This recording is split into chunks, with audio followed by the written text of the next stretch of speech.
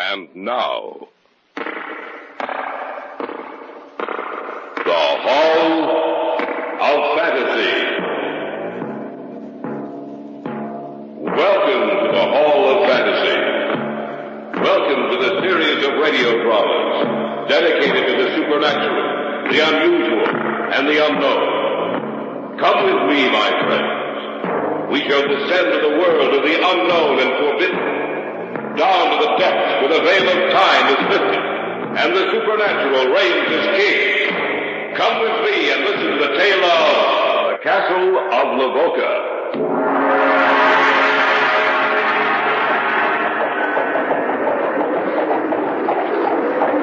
One night, shortly after sunset in the dead of winter, they say a carriage drove through here.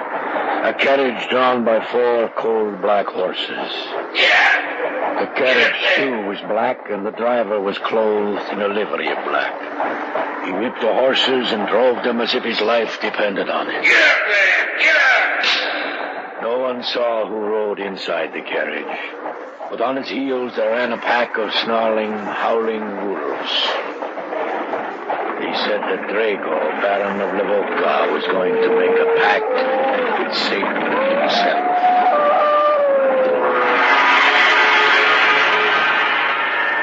In just a moment, the Hall of Fantasy will present the Castle of Lavoca.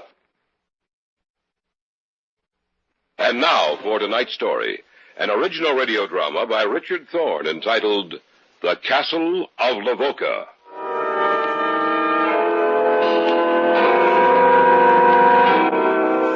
We were on vacation in Europe. It was a warm summer's day. Doris and I had cycled out from town, intending to find some inn along the way at which we'd spend the night. What time is it, Grant? Let me see. It's about a 4:15, Doris. I think we better find some place to stay before it gets too late. Well, according to the map, there should be a little town about a mile away from here. Grant? Yes, dear? Look, over there. Where? Right over there. Hey. Why, it's an old feudal castle. That's just what it is. Hey, let's stop a minute. Right. Well, will you look at that? Oh, I've never seen anything like it. It looks like like history come to life. A walled fortress. Look at those 3 towers rising up from the walls. Oh, the whole thing seems to have been built in the form of a triangle. There only seems to be 3 sides to it. Well, from what I can see from here, it looks to be in pretty good condition. I wonder how old it is. Hey, Dor, I've got an idea.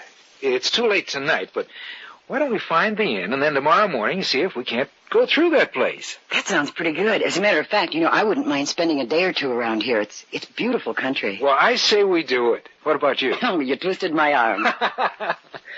Grant? Yes, dear? Maybe we shouldn't. Shouldn't what? Shouldn't go through that place. Well, why not? I don't know. It's just that suddenly I felt cold inside. You're just remembering a lot of stories about old castles and ghosts. There's nothing to worry about, Dor. The man who probably built that castle and all his descendants are only memories now. And memories can't hurt you.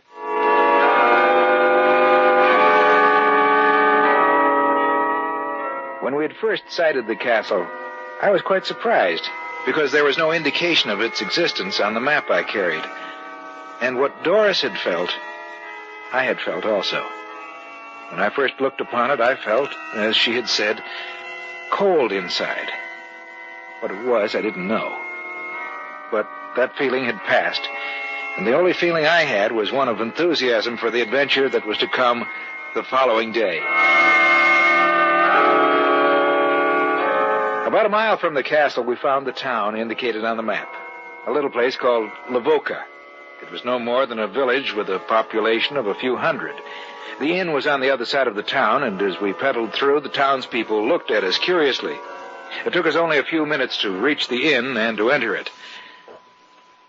A tall, dark man sat at a table, and he looked up as we passed him. Then he turned away again, obviously lost in thought. We were in a large room full of tables. There was no such thing as a reception desk, save for the bar at one side of the room, which served a double purpose, a bar and a registration desk. A large man with pounds of extra flesh stood behind it. Are you the proprietor? Hmm? Do you understand English? I do. I was afraid... But I wouldn't. It happens that I do.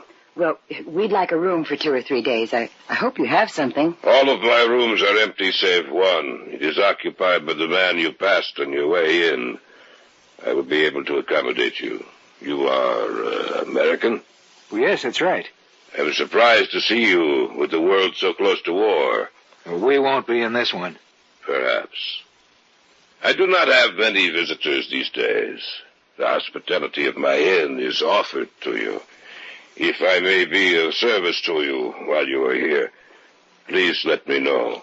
As a matter of fact, you can. In what way? Well, we passed an old castle on our way here. Do you think it'd be possible for us to... You must mean Lavoca Castle.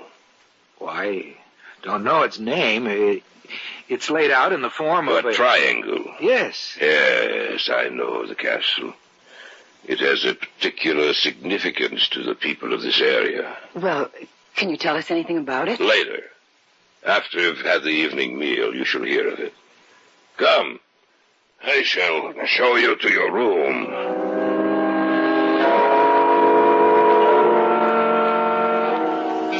As he led us upstairs to our room, we passed again the man who sat alone at the table. He was staring at us and made no attempt to hide the fact. As we went up the stairs to the second floor, I wondered why the innkeeper had seemed so afraid when I mentioned the castle. I had no time for further speculation, however, at least for the next hour. Our time was spent in cleaning up, and Doris kept talking of other things. Well, I'm ready to go back downstairs, Grant. What about you? Hey, look at the sunset, Doris. Oh, it's a beautiful sight, Grant. Grant? Yes? Look where I'm pointing to. Isn't that Lavoca Castle? Yes, it is. Stands out so in the sunset that it seems to be on fire. Grant, did you watch the innkeeper's face when you asked him about the castle? He seemed surprised. I wouldn't call it that. I'd call it frightened. Perhaps you're right. And perhaps we should forget about seeing that castle tomorrow. Perhaps we should start back. We'll see. You know, Dora, you make it seem so serious.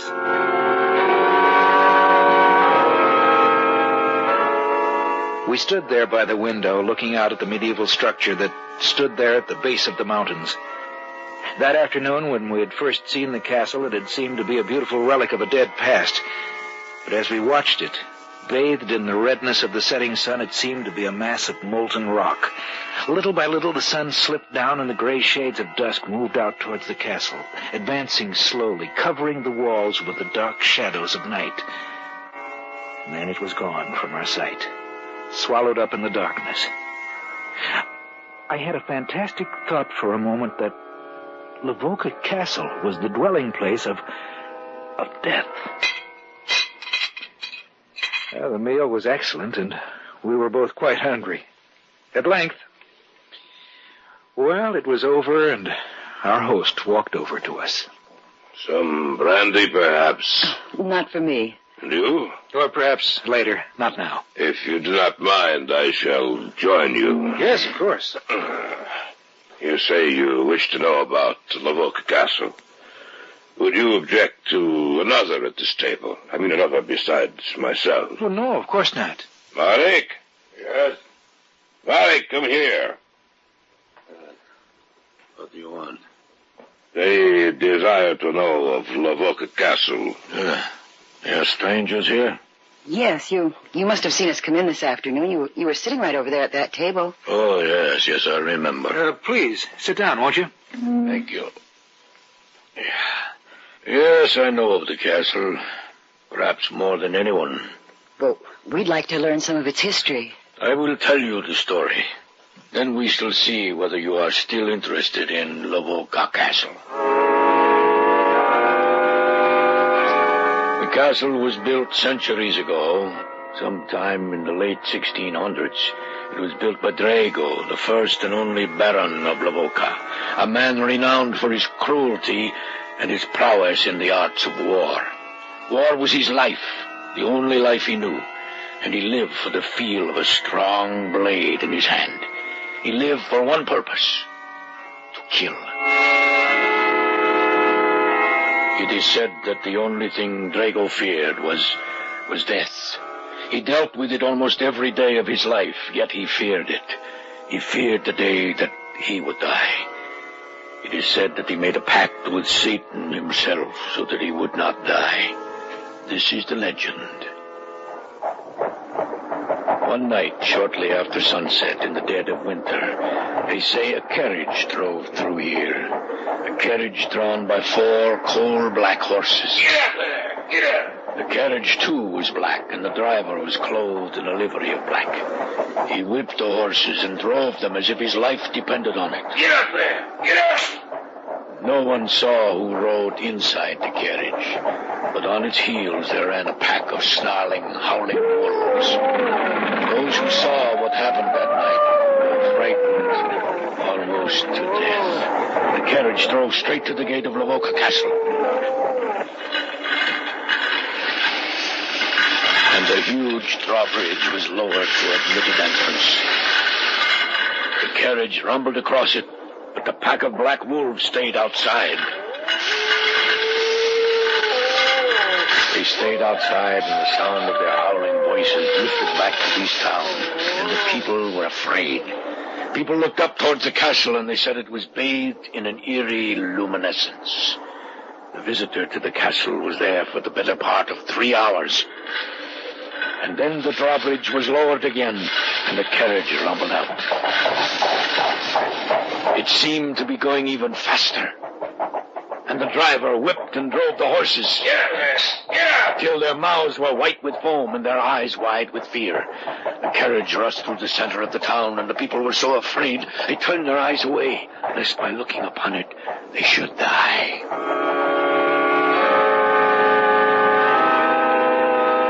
There were those who said they heard the sound of a crying baby coming from inside the carriage, but they thought they were mistaken. The following evening, the news was brought to them that the Baron's son had disappeared and was nowhere to be found.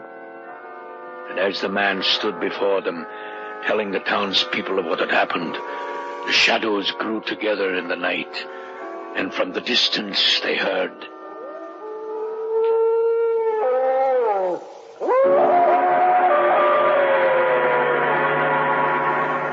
You are listening to the tale of the Castle of Lavoca on tonight's journey down the corridors of the Hall of Fantasy.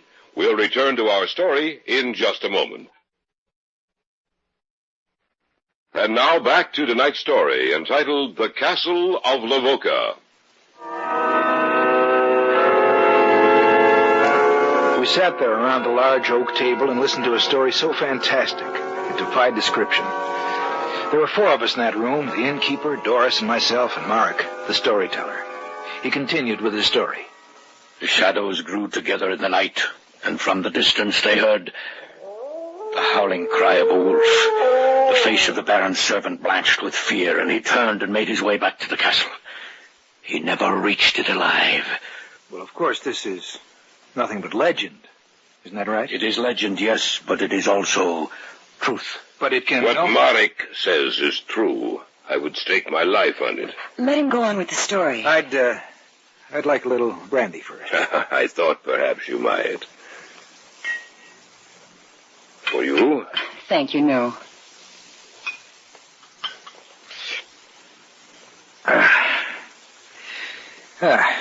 Now then, go on with your story. By your leave. As I said, they found the servant outside the castle gate, and there was a great uproar about his death. But the Baron issued an edict that it was never to be discussed. And of course the people obeyed him, for by now they lived in superstitious fear of the Baron. I must add that the night the carriage appeared, that night the Baron's son was carried away. The war began. Of course, the Baron went off to the war and distinguished himself in the field. The war was over in due time, and the Baron returned to Lavoca Castle. He lived a quiet life in the years that followed. But 21 years to the night his son disappeared, it happened again. Again it was a cold winter's night. The snow crunched under your feet, and the air was brisk and biting. From the north, the wind began to blow. Then from out of the night, the carriage appeared again. It was exactly the same as that which had happened 21 years before. Get up! Get up there! It was the same driver, the same carriage, and it even appeared to be the same horses. It flashed through the town and up the road leading to the castle, and in the back of it, the devil dogs ran, snarling and howling. Until the carriage rolled into the castle, and they sat outside as they had a generation before. But it was not for long, for in a few minutes the carriage appeared again. Get up there! There was no doubt about it this time, for very clearly the townspeople heard... No, let me go! Let me go! In the name of...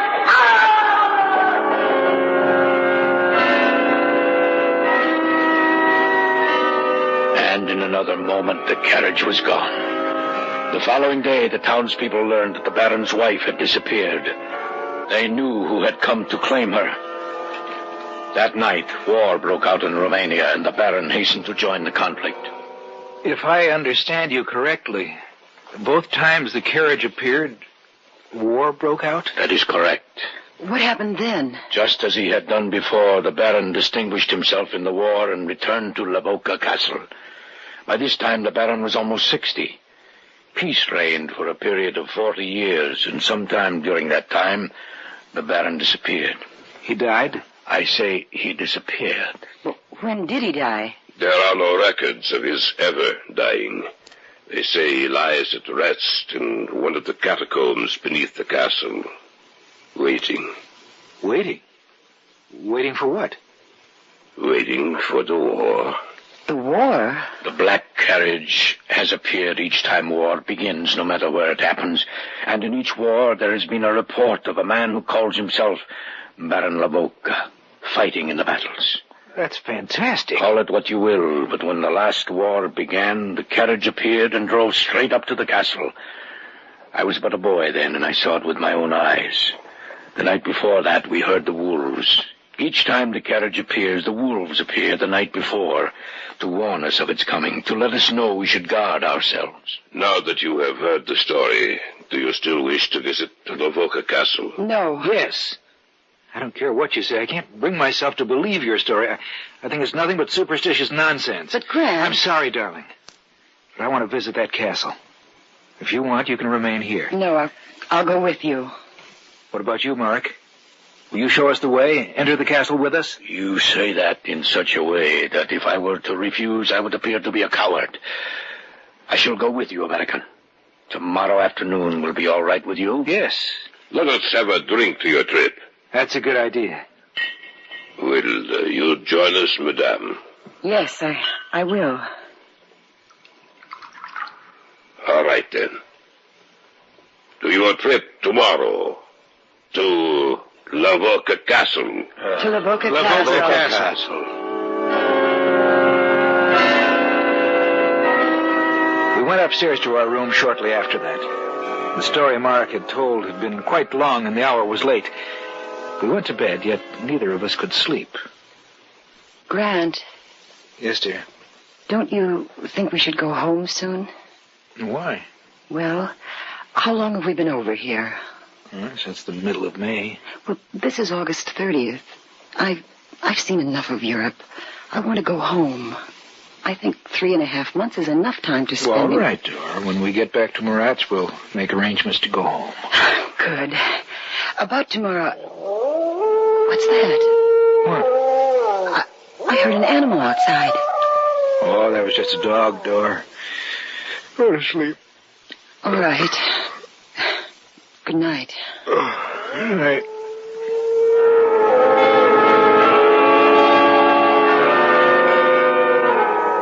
It was the following afternoon. For some reason, we hadn't been able to get started until late in the afternoon.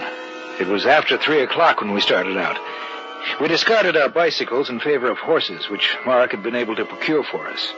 The trip up to Lavoca Castle was uneventful, and within an hour we stood at the edge of the drawbridge, looking into the courtyard. Shall we go across? Of course. It doesn't show any signs of age. It has been perfectly preserved. I'll take you on a tour of the inside. We can leave the horses here. I'll give you a hand, Doris. That's all right, Grant. I can manage. All right. Now, just follow me. Marek led across the courtyard and into the gray building. The huge wooden doors were slightly ajar at the entrance, and with an effort, Marek pushed them open and led us inside. We were in a huge hall, which must have served as both a reception hall and a dining place. From there, he led us into the Baron's chambers, his wife's, which formed two sides of the massive triangle. Members of the retinue must have occupied the third side of the triangle.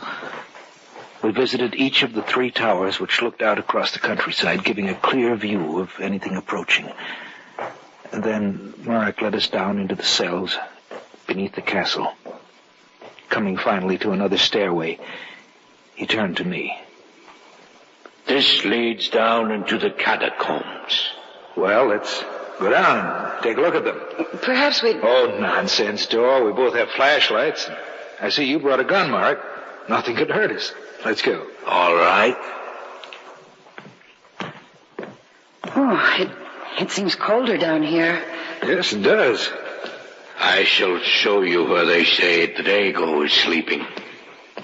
What time is it, Grant? Well, it's 7:30. Yes, we have been in the castle for several hours. We have been down here in the lower sections where there is no light for over an hour. I shall show you the Baron's resting place, and then we shall return to the inn. This is the chamber where he sleeps.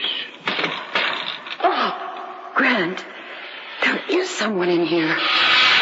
This isn't a joke, is it, Marek? I have never been down here before. It is no joke, as you call it. I want to have a look at him. No, Grant, don't. I can't believe it. This man seems to be sleeping, yet he's not breathing. Let's get out of here, Grant. All right. I've been nervous ever since I heard that dog last night. You say you heard a dog? Yes. There are no dogs in this area. No animal will come within miles of the town and castle. The animals fear it. That was no dog you heard last night. You mean? We have no time to lose. We must get out of here. Follow me. Yes. It was the warning you heard. I knew we shouldn't have come. Don't worry, Dor. We'll get out of this. I wish I felt that sure. The horses are out in the courtyard. It won't be long now. The horses are on the other side. They're gone. What are we going to do? Be quiet.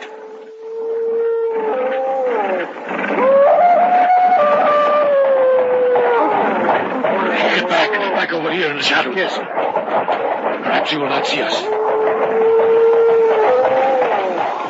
Grant, the drive... Be quiet. What's that? What's that noise? I don't know. The driver's pointing to the doorway. Oh. Grant. It's the Baron. Baron Lavoca. He's walking towards the carriage. Quiet. He's looking this way. Oh. He's turning away. He's getting into the carriage. Get up! Get up there!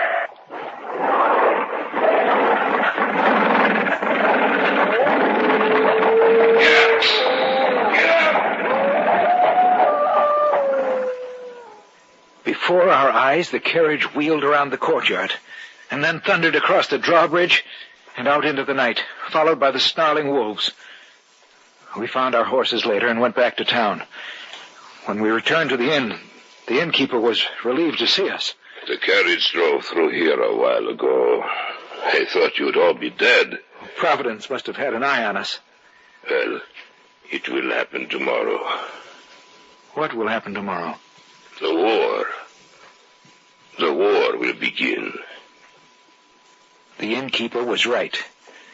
The night we saw the carriage in the courtyard of the Castle Lavoca was August 31st. On September 1, 1939, the Germans marched into Poland and the Second World War began.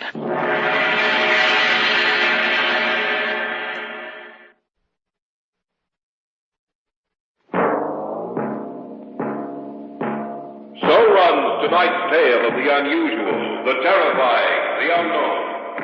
Join us again when next we journey down the corridors of the Hall of Fantasy to hear another strange tale of the supernatural. All characters and events portrayed in these programs are fictional, and any similarity to actual events or persons, living or dead, is purely coincidental.